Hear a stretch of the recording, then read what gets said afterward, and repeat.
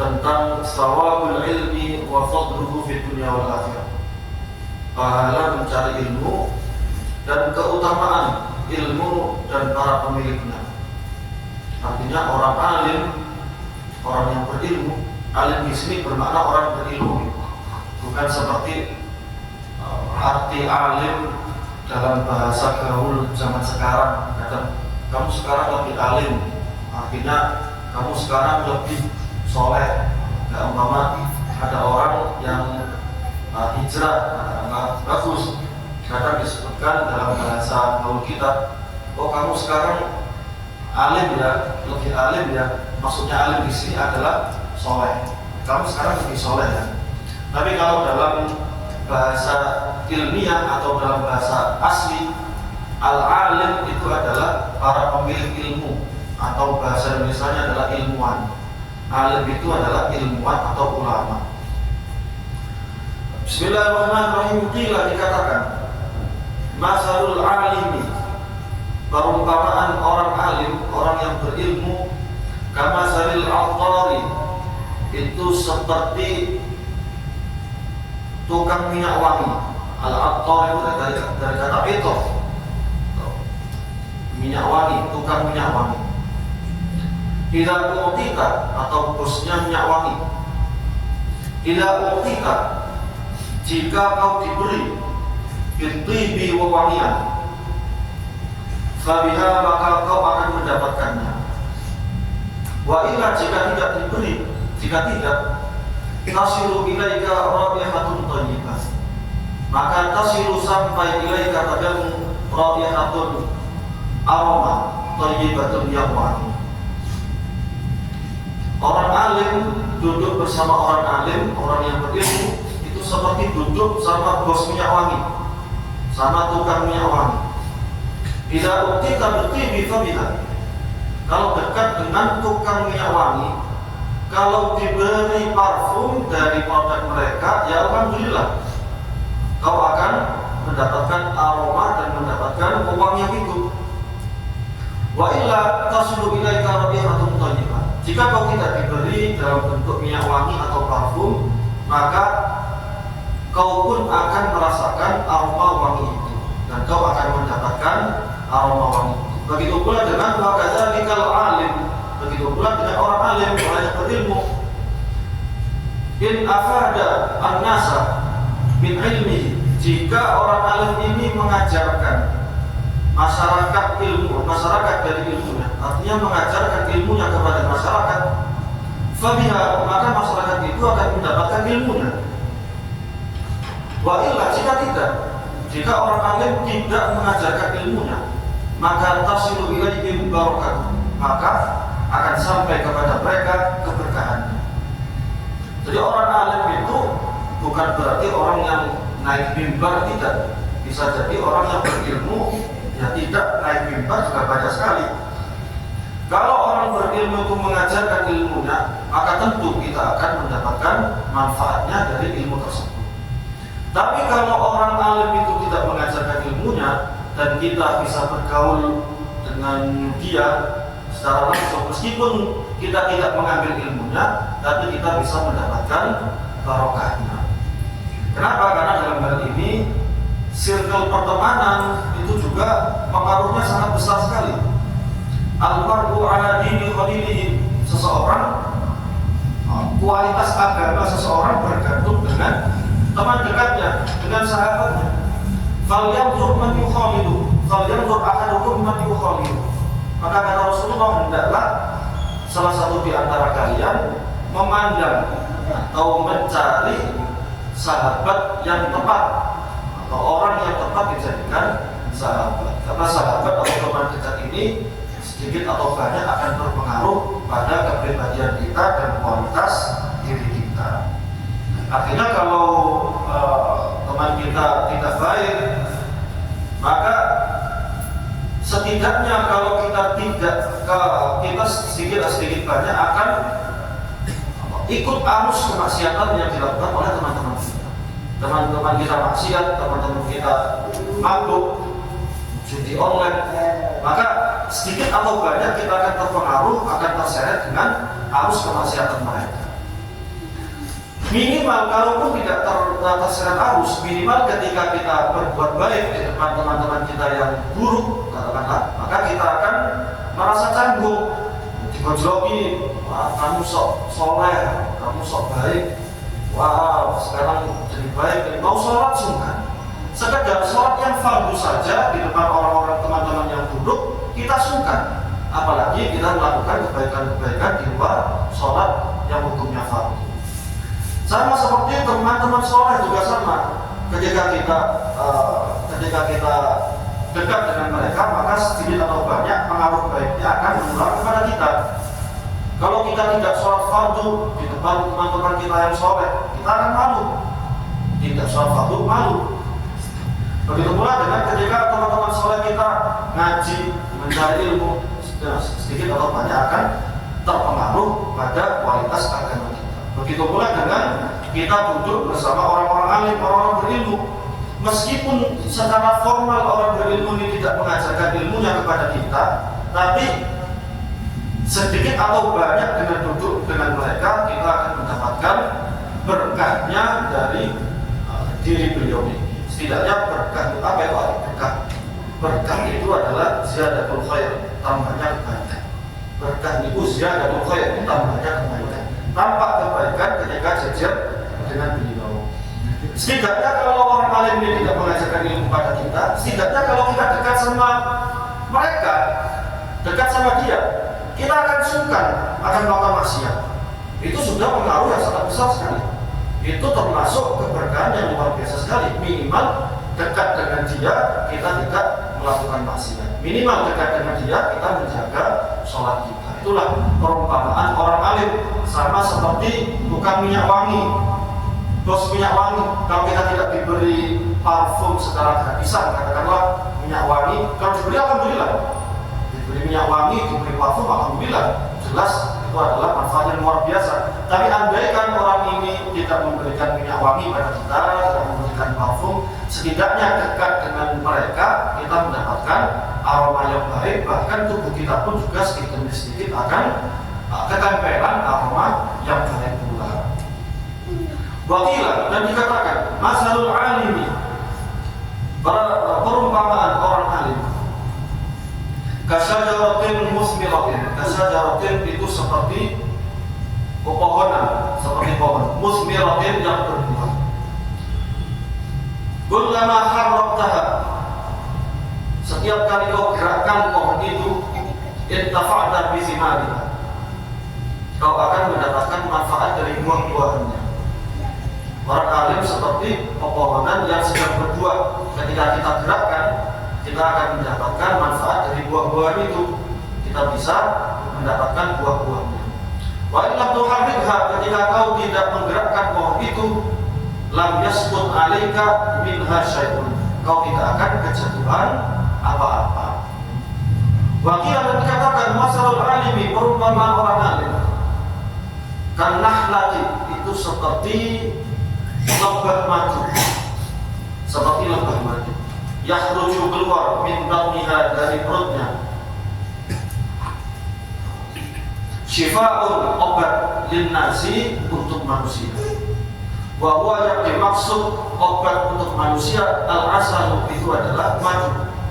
Fakadzalika, maka begitu pula al-alimu, orang alim, yakhruju keluar min afwahil ulama'i, dari mulutnya para ulama, para orang-orang alim, syifa'un, obat, lil usati, untuk orang-orang yang bermaksiat.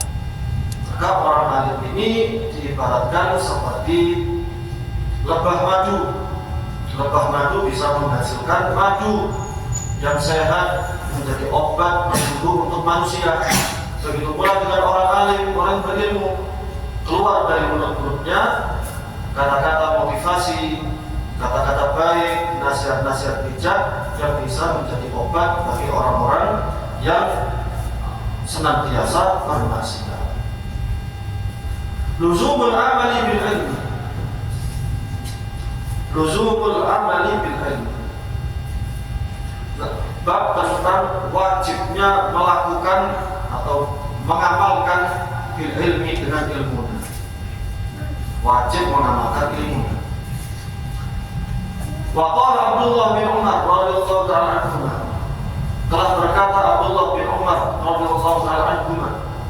Abdullah bin Umar ini adalah sahabat putra dari Sayyidina Umar. Ibnu Umar berkata, al-alimu tabibuddin, orang alim adalah dokter agama. Ini berarti ucapan sahabat ini juga termasuk hadis. Namanya hadis apa? Hadis apa? Hadis mauquf. Kalau hadisnya Nabi itu hadis marfu'. Kalau hadisnya sahabat hadis mauquf. Kalau hadisnya tabi'in hadis sahabat maqtu'. Tidak lupa. Wadirhamu uang dahu itu penyakitnya. Al-alim orang alim tabibuddin itu dokter agama. Wadirhamu dahu uang itu adalah penyakitnya. Fa idza kana al-alimu at-tabibu yajurru da'a ila nafsihi, jika seorang alim yang merupakan dokter agama itu yajurru da'a ila nafsihi, justru mendatangkan penyakit pada diri sendiri, fa kaifa yudawi ghayrahu, maka bagaimana mungkin dia bisa mengobati orang lain. Jadi orang alim sebetulnya dokter agama, penyakit utamanya adalah uang. Ini berarti apa? Ini teguran untuk para orang alim, untuk para ustaz, para kiai. Wis ambisinya adalah uang, ambisinya adalah duniawi, maka bagaimana dia bisa mengobati orang lain sedangkan dirinya sendiri berpenyakitan. Maka seseorang dokter katakanlah untuk bisa optimal menyembuhkan pasiennya, mengobati pasiennya, ya harusnya dirinya sendiri harus hidup dengan sehat, menjaga diri dari penyakit. Kalau dirinya sendiri punya penyakit yang menular, meskipun dia seorang dokter, bagaimana bisa dia mengobati pasiennya? Begitu pula dengan orang alim, orang yang berilmu, ustaz, kiai, guru, mau mengajarkan ilmunya, mau mengobati murid-muridnya, sedangkan pada dirinya ada penyakitnya. Penyakitnya apa? Penyakitnya adalah uang atau dirham. Maka ketika seorang ulama, seorang kiai, ambisinya adalah uang, ambisinya adalah duniawi secara umum. Jadi tidak hanya uang. Uang itu cabang dari duniawi. Ada juga orang yang uangnya sudah banyak, tapi dia ambisi lain, duniawi yang levelnya lebih tinggi dari uang. Apa itu? Jabatan, harga diri, kehormatan. Ini juga banyak.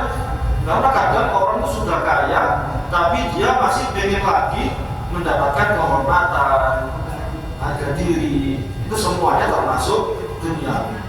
Nah, seorang pengajar ini tidak boleh seperti itu. Kalau memang ingin mengobati masyarakat, maka diri sendirinya itu juga ambisi-ambisi duniawinya harus dilenyapkan. Semuanya harus berambisi atas akhirat, atas agama ini.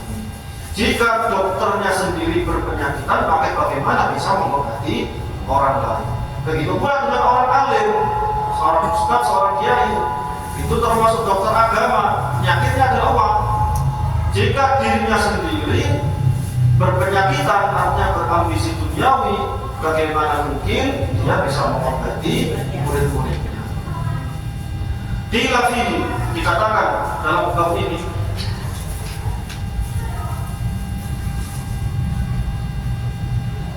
wa ghairu taqiyyin ya'murun nasa bit-tuqa, tabibun yudawi nasa wa huwa marid.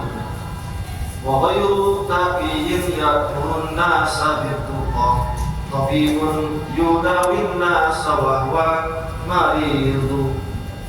Termasuk ahad tawil. Wa ghairu taqiyyin, orang yang tidak bertakwa, ya'murun nasa, mengajak manusia, mengajak orang lain, memerintahkan orang lain bil-tuqa, dengan ketakwaan. Orang enggak bertakwa nyuruh orang lain untuk bertakwa, maka ibaratnya seperti tabibun, seorang dokter yudawin nasa, yang mengobati orang lain, wa huwa maridu, tapi dirinya sendiri sedang berpenyakitan. Ini mengkritik orang yang kerjaannya maksiat tapi dirinya sendiri amar ma'ruf nahi munkar. Dia keluar-keluar nahi munkar, dirinya sendiri melakukan kemungkaran. Maka sama seperti dokter mau mengobati orang lain tapi dirinya sendiri sakit dan dirinya punya penyakit. Qala Rabi'ah al-Adawiyah bil Hasan al-Basri rahimahullah taala hadzal bait. Ini adalah ucapan Rabi'ah al-Adawiyah bil Hasan al-Basri pada Hasan al-Basri. Fa'ajaba al-Hasan al-Basri rahimahullah taala bi Rabi'ah. Hasan al-Basri menjawab kepada Rabi'ah, khudhi bi'ilmi wa la tanzuri ila amali yanfa'ki ilmi wa la yadurki tafsir. Khudhi, ambillah bi'ilmi, ilmu, wa la tanzuri, dan jangan kau lihat ila amali, pada kelakuanku, pada amalku, pada perbuatanku. Yanfa'ki ilmi, maka kau akan mendapatkan manfaat ilmuku. Wa la yadurki tafsir, dan tidak membahayakan padamu kecerobohanku. Jadi ada dua sudut pandang. Yang pertama, sudut pandang Rabi'ah al-Adawiyah. Rabi'ah al-Adawiyah mengatakan, wa itu taki yang amrun nasa itu kok tapi pun yujawin nasa wa malim. Orang itu kalau nggak bertakwa, ngapain menyuruh orang lain untuk bertakwa? Orang itu kalau nggak soleh, ngapain ngajak orang lain untuk soleh? Orang itu kalau masih tukang maksiat, ngapain ngajak orang lain untuk meninggalkan maksiat? Sama seperti tabibun yudawin nasa wa maridu, sama seperti dokter ingin mengobati pasiennya sedangkan dirinya sendiri berpenyakitan. Ini kata Rabi'ah al-Adawiyah. Tapi dijawab oleh Hasan al-Basri. Hasan al-Basri itu satu zaman dengan Rabi'ah al-Adawiyah. Bahkan dikatakan, saya sempat belum baca sejarahnya secara penuh, bahwa Hasan al-Basri pernah melamar Rabi'ah al-Adawiyah. Cuma Rabi'ah menolaknya. Rabi'ah al-Adawiyah memilih bujang seumur hidup. Ini dua ulama yang terkemuka. Hasan al-Basri ulama terkemuka, Rabi'ah al-Adawiyah juga ulama terkemuka dari kalangan perempuan. Jadi Islam itu dari dulu, sejak awal ada Islam didakwakan oleh Rasulullah, ini mengangkat derajatnya para perempuan, termasuk Rabi'ah al-Adawiyah. Bayangkan di awal-awal Islam ada ulama besar dari kalangan perempuan, memiliki murid-murid dari kalangan laki-laki. Rabi'ah al-Adawiyah. Gak usah jauh-jauh, kampus pertama di dunia ini yang tercatat adalah Universitas Qarawiyyin, ada di Maroko. Pendirinya adalah Sayyidah Fatimah Al-Fidri, perempuan. Usia kampusnya sudah 1000 sekian tahun, sekitar 1060-an tahun. Didirikan oleh seorang rektor perempuan, Sayyidah Fatimah Al-Fidri, perempuan.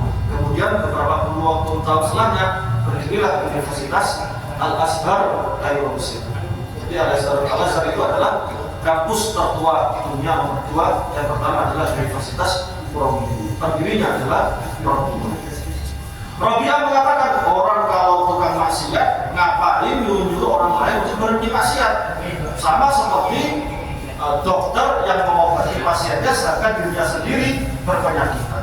Dijawab oleh Hasan al-Basri, khudhi bi'ilmi wa la tanzuri ila amali yanfa'ki ilmi wa la yadurki tafsir. Kata Hasan al-Basri, kita sudut pandang. Kalau sudut pandangnya Hasan al-Basri mengatakan, ya saya ini berilmu, ambil ilmu saya, jangan lihat perbuatan saya. Lihat ilmu saya, jangan lihat amal saya. Yanfa'ki ilmi, kau akan mendapatkan manfaat dari ilmuku, wa la yadurki tafsir, dan kau tidak akan dirugikan oleh kecerobohan. Ini sudut pandang Hasan al-Basri. Artinya apa? Artinya untuk menasihati orang lain tidak usah nunggu menjadi orang soleh dulu.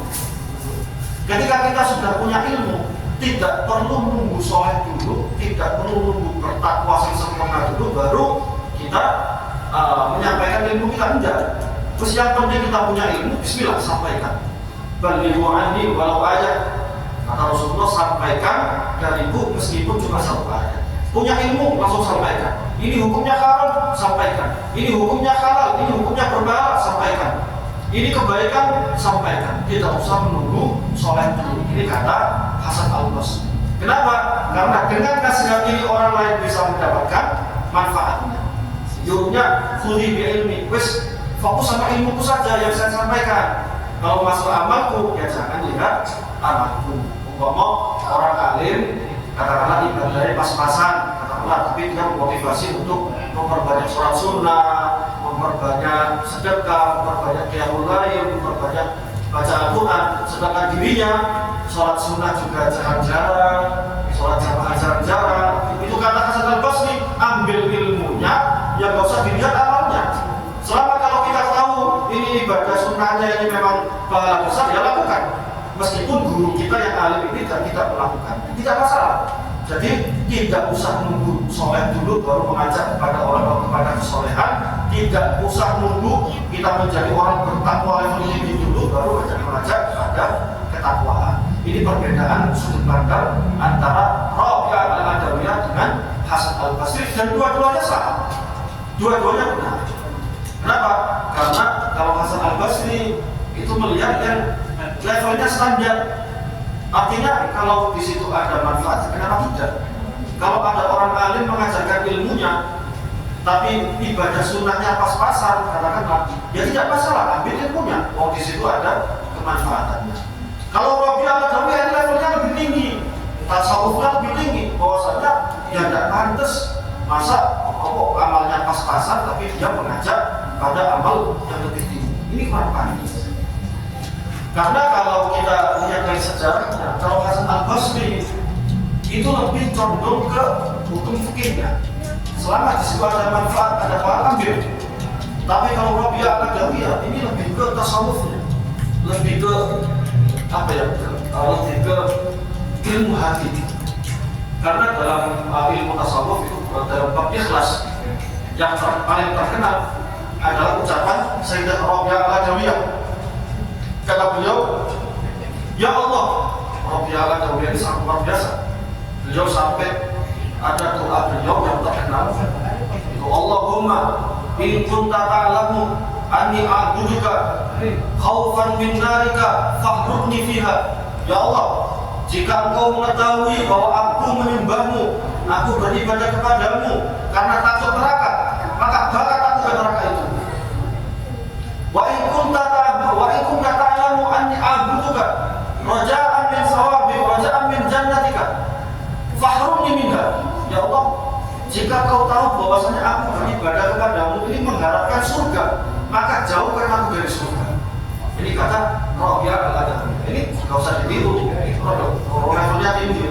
Kalau kayak ya Allah, aku ibadah, ini aku surga, jauhkan dari surga. Ya, dijauhkan dari surga, kamu nak bahaya. Ya Allah, saya ini meninggalkan maksiat, saya ini beribadah bukan karena takut neraka, tapi kalau umpama saya ibadah karena neraka, bakarlah aku ke neraka, dibakar di belakang menang. Bahaya. Levelnya level tinggi. Kenapa? Karena Rabi'ah Al-Adawiyah ini sudut pandang ikhlasnya sudah levelnya sangat tinggi. Sudah kita pernah jelaskan bahwasanya ikhlas itu levelnya ada 3. Yang murni karena Allah seperti level Rabi'ah Al-Adawiyah. Yang kedua, karena mengharap pahala dan takut neraka, ini juga ikhlas, tapi level kedua. Yang ketiga, karena hal duniawi tapi dinisbatkan kepada Gusti Allah, ini nomor 3. Sama seperti ini sering kita jelaskan, tapi saya ulangi karena berhubungan dengan Rabi'ah Al-Adawiyah dan Hasan Al-Basri. Sama seperti orang yang ingin kaya, ingin bisnisnya sukses, lancar, ingin punya rumah, ingin punya mobil, katakanlah. Kemudian dia pernah mendengar hadis Rasulullah, man qara'a suratal Waqi'ah fi kulli lailatin lam tusibhu faqatun abada. Barang siapa yang langgeng istiqomah membaca surat Al-Waqi'ah di setiap malamnya, maka lam tusibhu faqatun abada. Kata Rasulullah, gak mungkin fakir selama-lamanya. Jadi kalau dia istiqomah baca surat Al-Waqi'ah di setiap malam, lah dia terbuka hatinya, saya pengen kaya saya ingin lancar bisnisnya, maka saya membaca surat Al-Waqiah di setiap malamnya. Maka ketika kita teliti, berarti dia membaca surat Al-Waqiah ingin kaya. Tapi kaya di sini dinisbatkan kepada Gusti Allah. Artinya apa?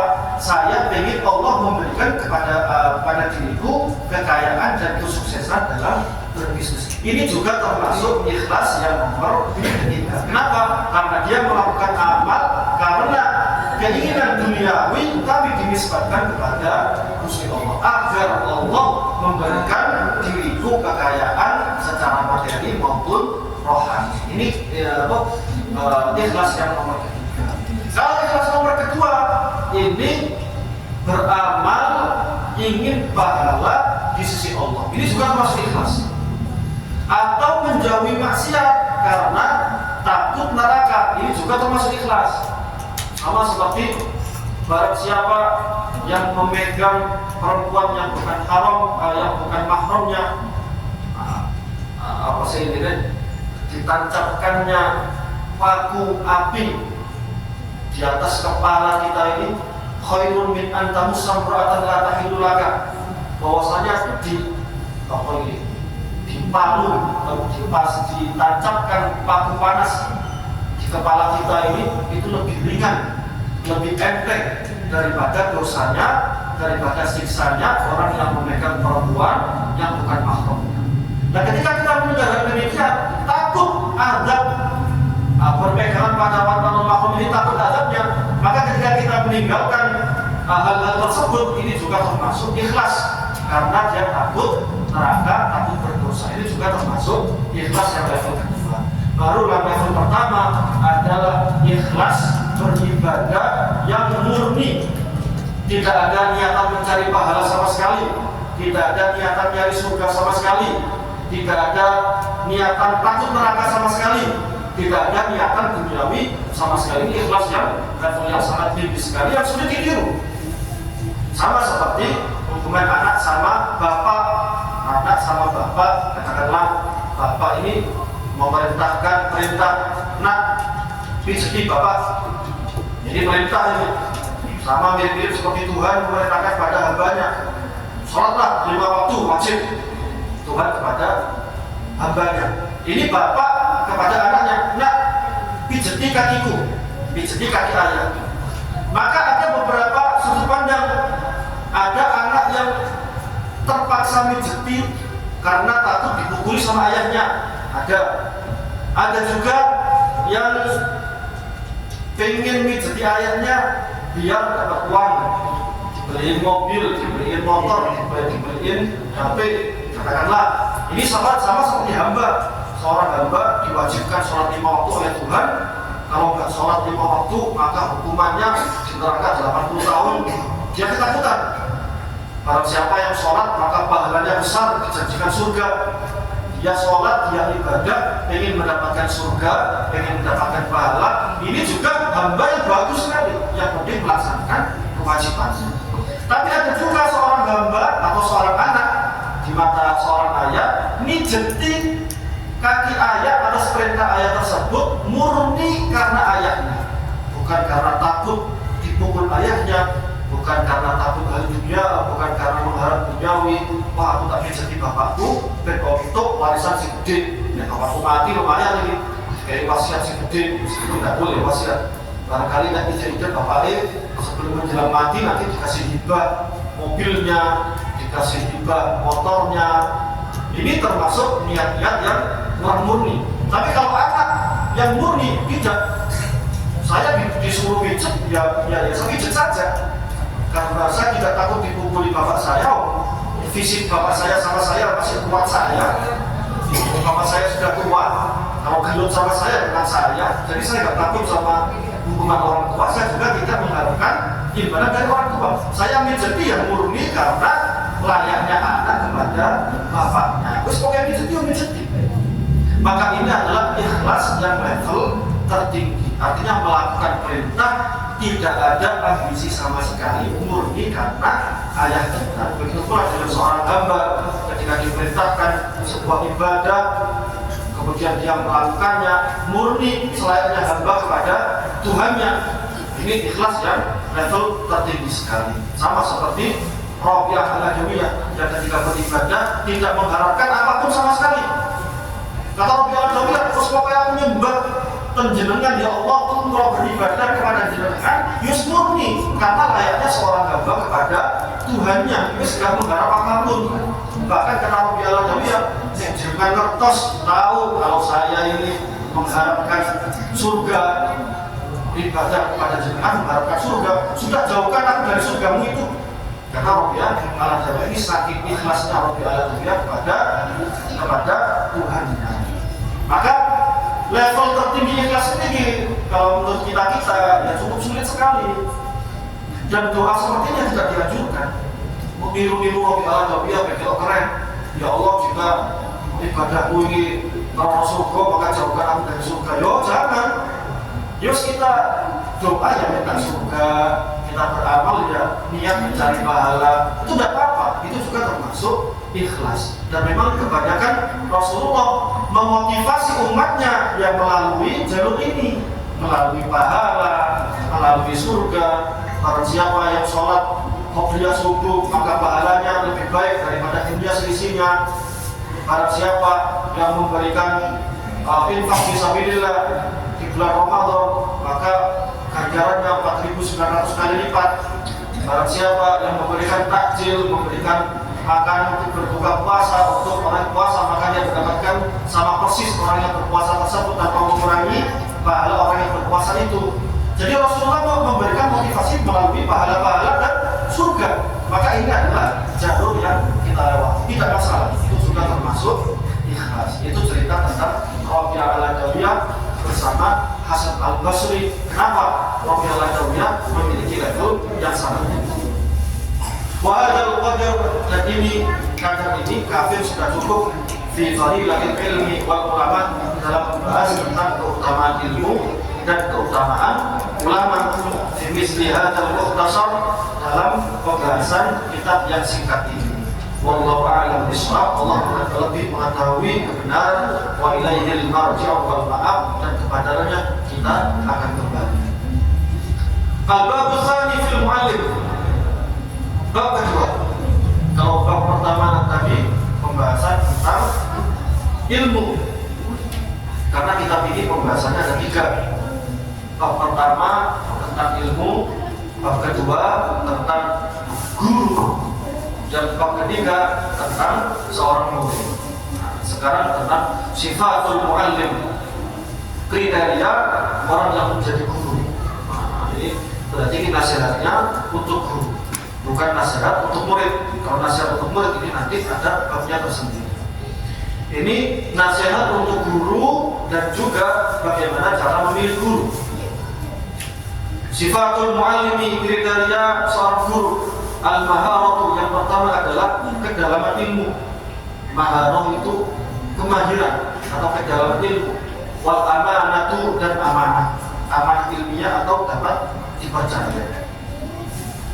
Yajibu, harus ayyakunal muallim, seorang guru mahiran, itu menguasai fi fannin, dalam bidang ilmu yang akan diajarkan.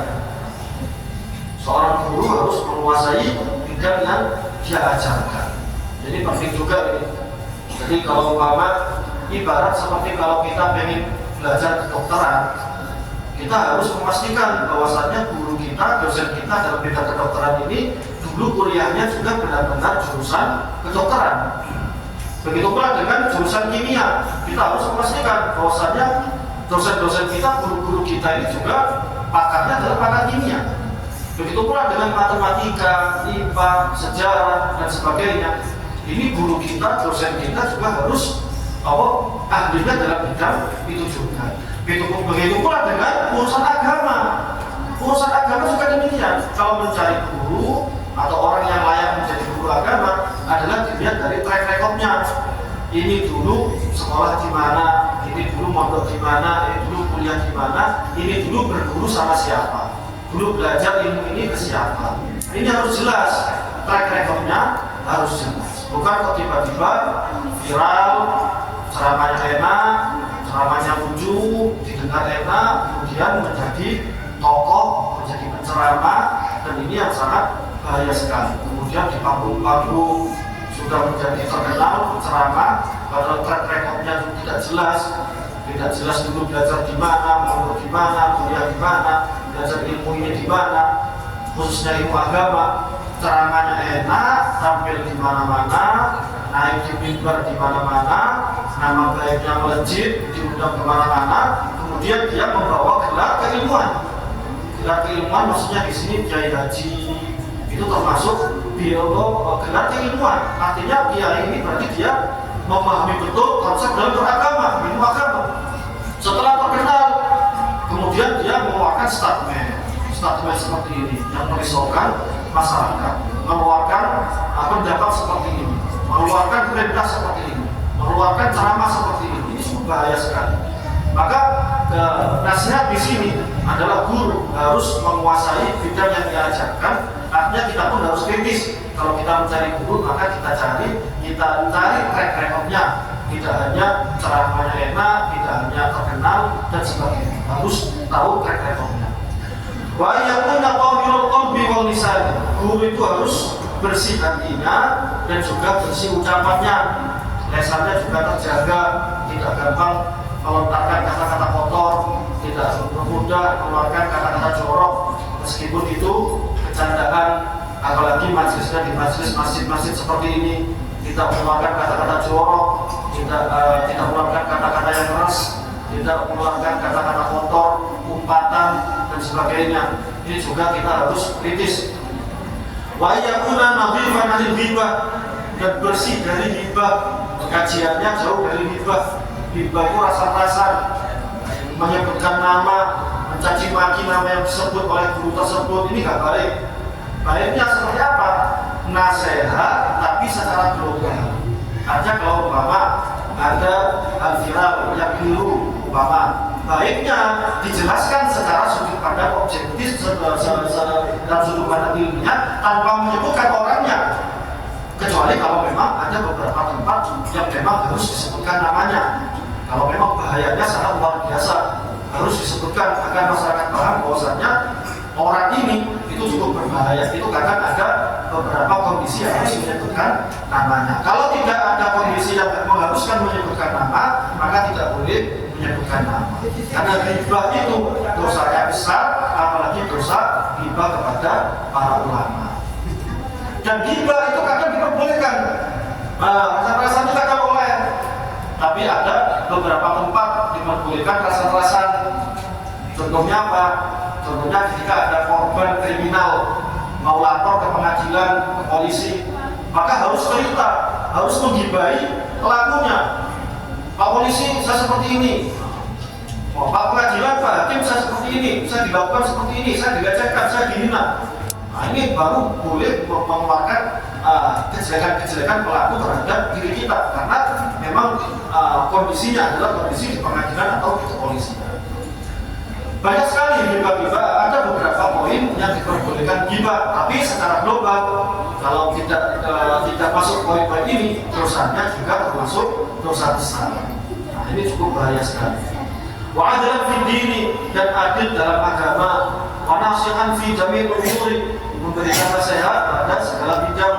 Wa mula'iman fil aishi, pantas kehidupannya layak, pantas. Wa syarifan fil nasabi, bagus nasabnya. Ini tidak terlalu penting juga ini nasab.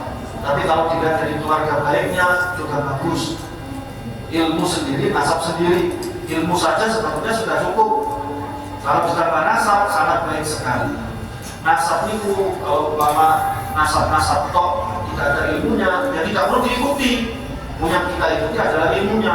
Kalau ilmu tok tidak ada nasabnya, ya kita ikuti. Yang kita ikuti adalah ilmunya. Tapi kalau ada ilmu dan juga ada nasab, maka ini adalah keistimewaan yang luar biasa. Wa kabirun fi sinni, dan cukup umur, bukan bocil. Wa alla yakuna ghaduban, dan tidak gampang emosi, tidak gampang ngamuk-ngamuk. Wa alla yukhalitan as-sultan. Wa alla yukhalitan as-sultan, dan tidak membaur dengan pemerintah, sultan atau pemerintah. Nanti kita bahas insyaallah di paragraf setelahnya bagaimana kita melihat para ulama yang dekat dengan penguasa. Nanti kita bahas di bab setelahnya. Wala yulabisad dunya bisubuliya amri dini, dan tidak terlalu fokus dengan urusan duniawinya sehingga jauh dari urusan agama. Wa Muadz bin Jabal radhiyallahu taala anhu, diriwayatkan dari Muadz bin Jabal, kurang 7 menit lagi. Insyaallah kita ditutup dengan dawuh Muadz bin Jabal ini. Muadz bin Jabal berkata, "Idza kana alim rahiman fid dunya." Jika seorang alim, orang berilmu, ilmuwan, itu rahiman fid dunya, punya ambisi duniawi, karena semujala satuhu ziyadatan fil jahili jahlan, maka duduk bersama dia ini menambahkan kebodohan pada orang yang bodoh, walil fajiri fujuran, dan menambahkan kehinaan kepada orang-orang yang hina. Ini nanti insyaallah membahas detailnya di pertemuan berikutnya, bahwasanya ada sebagian orang-orang yang ilmuwan yang ketika ambisinya duniawi itu cukup bahaya sekali. Tidak hanya ulama, tapi juga ilmuwan. Karena fondasi masyarakat ini tidak hanya ulama, tapi juga ilmuwan. Karena kebijakan-kebijakan politik itu juga harusnya dikontrol oleh para ilmuwan. Tapi kalau ilmuwan, para ulama ini ternyata ambisinya duniawi, pendapatnya, statementnya, kajian ilmiahnya ternyata dipengaruhi dengan ambisi duniawi, ini cukup membahayakan pada masyarakat yang bodoh tambah bodoh, yang buruk semakin buruk, dan kondisi masyarakat akan semakin memburuk jika orang ilmuwan ini ilmunya bisa dibeli dengan uang, bisa dibeli dengan ambisi duniawi. Salah satu ulama karena dimintai fatwa, "Kiai, saya minta fatwanya tentang ini." Berhubung yang mencari fatwa ini penguasa, uangnya banyak, mendapatkan kemanfaatan yang besar, maka diberikan fatwa halal. Katakanlah, begitu pula dengan ilmuwan, ketika dirujuk tentang kebijakan politik, katakanlah ilmuwan ini kurang jujur dalam ilmunya, dia malah memilih ambisi duniawi, ambisi uang, ambisi politik, maka ini juga termasuk hal yang sangat membahayakan sekali. Dan insya Allah kita akan bahas di pertemuan kedepannya, insya Allah. Kita tutup kajian kali ini dengan kafaratul majlis, subhanallahumma wa bihamdika, asyhadu an la ilaha illa anta, astaghfiruka wa atubu ilaik. Wassalamualaikum warahmatullahi wabarakatuh.